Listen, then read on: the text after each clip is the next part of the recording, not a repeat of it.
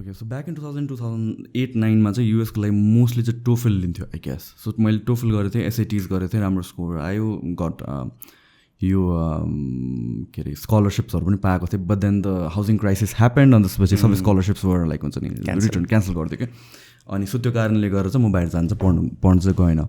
त्यतिखेर एउटा के थियो भन्दाखेरि चाहिँ कतिजना चाहिँ पिपल हु कुडन्ट अफोर्ड भनौँ न एउटा बाहिरको फरेन एजुकेसन, मेन एउटा सर्टन ब्याङ्क ब्यालेन्सको क्राइटेरिया हुन्छ ट्रान्ज्याक्सन्सहरूको एभ्रिथिङ. अनि त्यो चाहिँ जस्तो तसरी मिलाएर लिन्थ्यो. अनि त्यसपछि आम प्रिटी स्योर अहिले पनि छ होला त्यो चलनहरू. र त्यसले गरेर कतिजना उता गइसकेपछि अप्ठ्यारो पर्छ कि पर्दैन भन्ने कुरा हो कि लाइक फ्यामिलीले अफोर्ड गर्न नसक्दाखेरि on your on your own जस्तो तसरी गइसकेपछि कति मन्थ्सको लागि त चाहिन्छ होला नि त.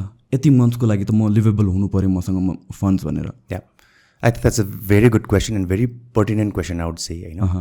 So नेपालमा अनि इन्डियामा पनि अरू साउथ एसियन कन्ट्रिजहरूमा एउटा के मिसकन्सेप्सन छ भने स्टुडेन्टहरू जाने बित्तिकै मन्थ 1देखि नै पैसा टन्नै कमाएर इनफ्याक्ट सबै ट्युसन फी लिभिङ एक्सपेन्स तिरेर घरमा पठाउन सक्छ भनेर सोच्छ. त्यसरी सेल पनि गरिएको छ कि सोसियल मिडियामा. द्याट्स यो चाहिँ अलिकति यो हाम्रो इन्डस्ट्रीको विकृति पनि हो. At IDP, we never tell that to the students because it's not a reality. The reality is that international education भनेको expensive हो. पार्ट टाइम वर्क गरेर जाने बित्तिकै तपाईँले डिसेन्ट युनिभर्सिटीमा पढिरहनु भएको छ भने it is not going to be enough to cover your tuition fee and living expense and घरमा पनि पैसा पठाउने. It's not going to happen. Maybe in the third सेमेस्टरदेखि बिकज त्यति बेलासम्म अलिकति कमाउनु थालिसकेको हुन्छ, सेभिङ्स भइसकेको हुन्छ, then the financial burden is less. तर मन्थ 1, मन्थ 2 या मन्थ 3देखि पनि even the parents and guardian should not expect that the स्टुडेन्ट्सले चाहिँ जाने बित्तिकै टन्नै कमाएर घरमा पठाएर घरै किन्नु सक्छ. नेपालमा त्यस्तो चाहिँ हुँदैन. घरै किन्न नसके पनि आफू सेल्फ सस्टेन हुनलाई चाहिँ कति टाइम लाग्छ एउटा एभरेजमा भनौँ न एउटा एभरेज स्टुडेन्टलाई? एभरेजमा हाम्रो एक्सपिरियन्समा चाहिँ रफली 5 to 6 monthsमा the student becomes pretty financially comfortable. So भन्नाले 6 monthको लागि त फन्डिङ त हुनु पऱ्यो आफूसँग. यस, हुनुपर्छ.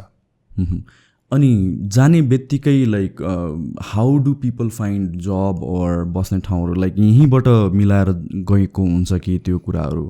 ओके, सो जेनरली नेपालबाट के हुन्छ भने for example if you talk about Australia, right, there is a huge population of Nepalese students currently living in Australia. यहाँ कुनै न कुनै हाउसहोल्डको कोही न कोही अस्ट्रेलियामा हुन्छन् होइन. when they decide to go, त्यहाँको कलेज या युनिभर्सिटीको अकोमोडेसन हेऱ्यो भने it's quite expensive. So in order to avoid that cost what the trend we've seen in Nepal is that साथीभाइहरू मिलेर जान्छन् अनि अपार्टमेन्ट सेयर गर्छन् होइन, ग्रोसरिजहरू सेयर गर्नु मिल्यो. त्यसले गर्दा लिभिङ एक्सपेन्स चाहिँ सब्सटेन्सियली कम हुने देख्छ. ओके, द्याट्स वाइ नेपालमा चाहिँ नि युनिभर्सिटीको अकोमोडेसनहरू चाहिँ नि अलिकति एक्सेप्टेबिलिटी अलिकति कमै छ. Because but there are lot of affluent फ्यामिलीबाट आउने स्टुडेन्ट्सहरू जसको चाहिँ कोही पनि हुँदैन होइन, फर्स्ट टाइमै गइरहेको ठाउँमा. अनि प्लस आफ्नो छोरा या छोरीलाई फर्स्ट टाइम एउटा विदेशमा पठाउँदाखेरि they want them to be as safe as possible. And युनिभर्सिटीले प्रोभाइड गर्ने अकोमोडेसन भनेको पर्सेप्सन इज अलिकति सेफ हुन्छ, कम्पाउन्ड नजिकै, क्याम्पस नजिकै हुन्छ अथवा क्याम्पसभित्रै हुन्छ. सो त्यसमा चाहिँ जेनरली 3 देखि 6 महिनाको लागि छोराछोरीलाई महँगै भए पनि रुम लिइदिने होइन, त्यो अकोमोडेसन लिइदिने. अनि त्यसपछि चाहिँ नि उनीहरूले साथीभाइहरू बनाउँछ, then they will start sharing an apartment भन्ने हिसाबले त्यसरी पनि गएको देखेका छौँ हामीले. सो लेट्स से मैले बाहिर चिन्ने कोही पनि छैन अनि त्यसमा मैले युनिभर्सिटी पनि अफोर्ड गर्न सक्दिनँ त्यहाँको होस्टेल भनौँ न भनेपछि like what is my option? यहाँबाट प्रिपेयर्ड भएर चाहिँ जानलाई के गर्नु पर्छ? सो त्यस्तो केसमा हामीले what we also do is होइन, फर इक्जाम्पल एभ्री इन्टेकमा there are certain number of students right, जसले चाहिँ नि who specifically come and tell our counsellors, दाइ दिदी मैले त कोही पनि चिन्दिनँ, युनिभर्सिटीको अकोमोडेसन पनि मैले प्रोभाइड अफोर्ड गर्न सक्दैन मेरो फ्यामिलीले. सो चिनेको नचिनेको भले गर्दाखेरि can you connect me to similar like minded students who are going to that particular city in that intake भन्दाखेरि हामीले इन्टेक सुरुभन्दा अगाडि before they flight off to their country after getting the visa we normally do something call a pre departure session. किनभने most of the students who are going there they will be going to a foreign country for the first time. कतिजनाले त नेपाल नै छोडेर first time जानला हुन्छ.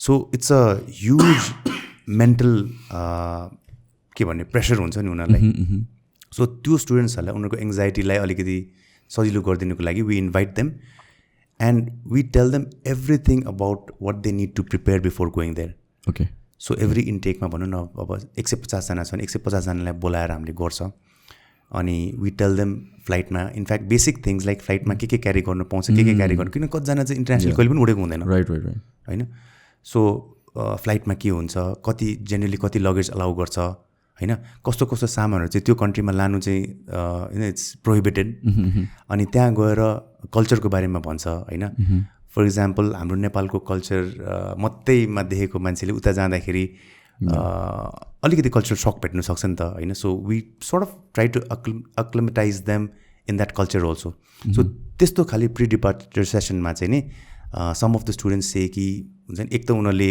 एकअर्कासँग introduction गरिहाल्छ होइन so we've seen a lot of friendships getting त्यहीँबाट ब्लुम भएर they go there they become the best of friends होइन हामीले when we follow them on their social media it's so happy to see them कि यहाँबाट हाम्रो थ्रुबाट चिनेर गयो होइन then they become the best of friends अनि it's always good to have a good companion who look after each other.